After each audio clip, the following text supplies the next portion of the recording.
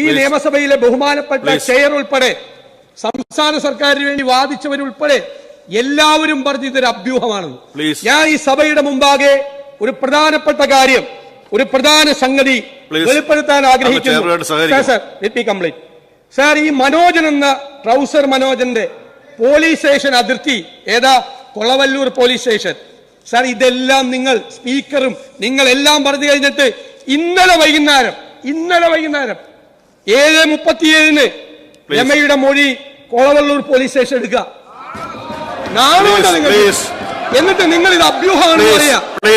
അഭ്യൂഹമാണെന്ന് നിങ്ങൾ പറയാ. നിങ്ങളിത് അല്ല, ഞാൻ കൺക്ലൂഡ് ചെയ്യാം. നിങ്ങൾ ഇത് അഭ്യൂഹമാണെന്ന് പറയാ. ഇത് അഭ്യൂഹം.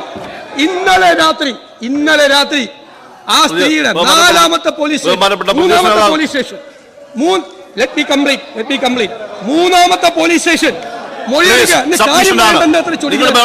കാര്യം പറയട്ടെ.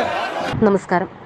TP ചന്ദ്രശേഖരൻ വധക്കേസിലെ പ്രതികളെ ജയിൽ മോചിതരാക്കുന്നതിന് സർക്കാർ തലത്തിൽ ഗൂഢാലോചന നടന്നതായി പ്രതിപക്ഷ നേതാവ് VD സതീശൻ. സബ്മിഷനിലൂടെയാണ് പ്രതിപക്ഷ നേതാവ് ഇത്തരത്തിലൊരു ആരോപണം ഉന്നയിച്ചത്. TP കേസ് പ്രതികൾക്ക് ശിക്ഷാ ഇളവിനായി നേരത്തെ തന്നെ ജയിൽ ഉദ്യോഗസ്ഥർ ശുപാർശ ചെയ്തിരുന്നുവെന്നും മാധ്യമങ്ങളിലൂടെ ഇത് പുറത്തു വന്നതോടെ അഭ്യൂഹങ്ങൾ മാത്രമാണ് എന്ന വാദം സർക്കാർ ഉയർത്തുകയായിരുന്നുവെന്നും VD സതീശൻ ആഞ്ഞടിച്ചു.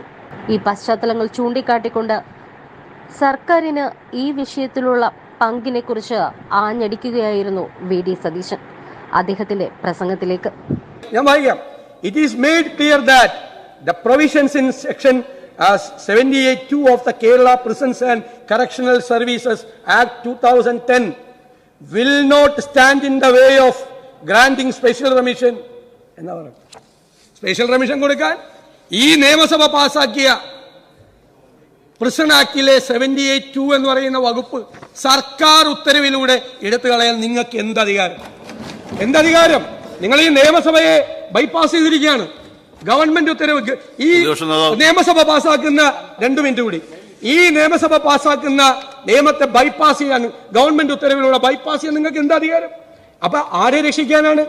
അപ്പൊ ആദ്യം രാഷ്ട്രീയ കൊലപാതകങ്ങളിലെ പ്രതികൾക്ക് ഉണ്ടായിരുന്ന മാനദണ്ഡം എടുത്തുമാറ്റി. രണ്ടാമത് അവരുടെ 1/3 എന്നുള്ള സംഭവം എടുത്തുമാറ്റി. സർ, എന്നിട്ടാണ് ഈ ഇത് കൊടുക്കുന്നത്.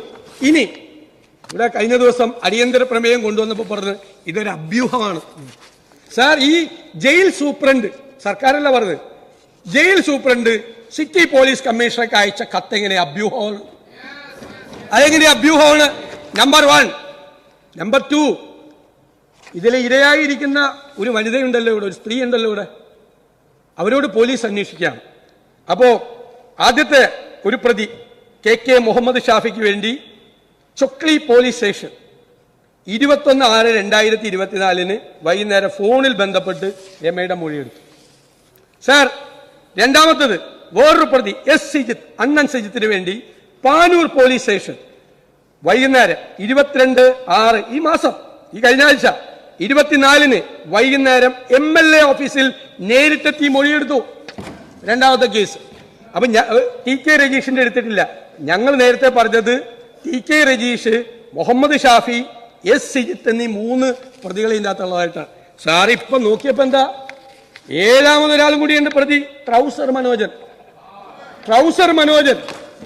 നിങ്ങളെല്ലാം ഈ നിയമസഭയിലെ ബഹുമാനപ്പെട്ട ചെയർ ഉൾപ്പെടെ സംസ്ഥാന സർക്കാരിന് വേണ്ടി വാദിച്ചവരുൾപ്പെടെ എല്ലാവരും പറഞ്ഞു ഇതൊരു അഭ്യൂഹമാണെന്ന്. ഞാൻ ഈ സഭയുടെ മുമ്പാകെ ഒരു പ്രധാനപ്പെട്ട കാര്യം, ഒരു പ്രധാന സംഗതി വെളിപ്പെടുത്താൻ ആഗ്രഹിക്കുന്നു.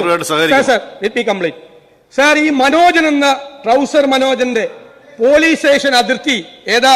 Kolavallur police station. സാർ, ഇതെല്ലാം നിങ്ങൾ സ്പീക്കറും നിങ്ങളെല്ലാം പറഞ്ഞു കഴിഞ്ഞിട്ട് ഇന്നലെ വൈകുന്നേരം 7:37 രമയുടെ മൊഴി കൊളവല്ലൂർ പോലീസ് സ്റ്റേഷൻ എടുക്കുക. നാളുണ്ട് നിങ്ങൾ. എന്നിട്ട് നിങ്ങൾ ഇത് അഭ്യൂഹമാണെന്ന് പറയാ. അഭ്യൂഹമാണെന്ന് നിങ്ങൾ പറയാ. നിങ്ങളിത് അല്ല, ഞാൻ കൺക്ലൂഡ് ചെയ്യാം. നിങ്ങൾ ഇത് അഭ്യൂഹമാണെന്ന് പറയാ. ഇത് അഭ്യൂഹം. ഇന്നലെ രാത്രി ആ സ്ത്രീയുടെ നാലാമത്തെ പോലീസ് സ്റ്റേഷൻ മൂന്നാമത്തെ പോലീസ് സ്റ്റേഷൻ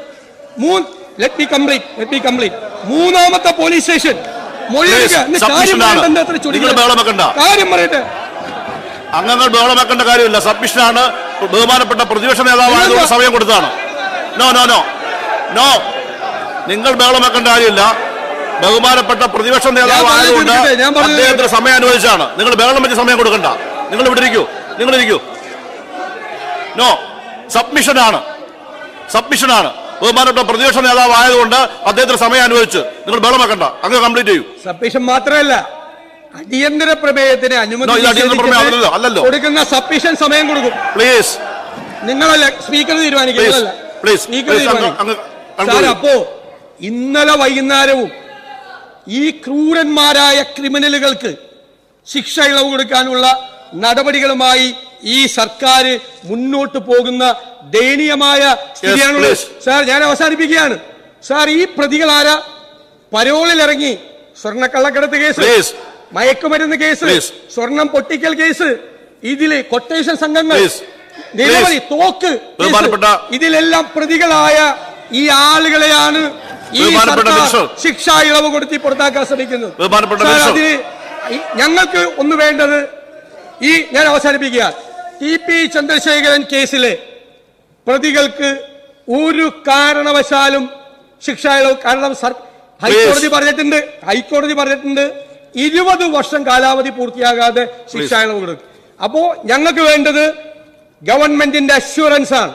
ഒരു കാരണവശാലും ടി.പി. ചന്ദ്രശേഖരൻ വധക്കേസിലെ ഈ പ്രതികൾക്ക് ശിക്ഷാ ഇളവ് കൊടുക്കില്ല എന്നുള്ള ഉറപ്പ്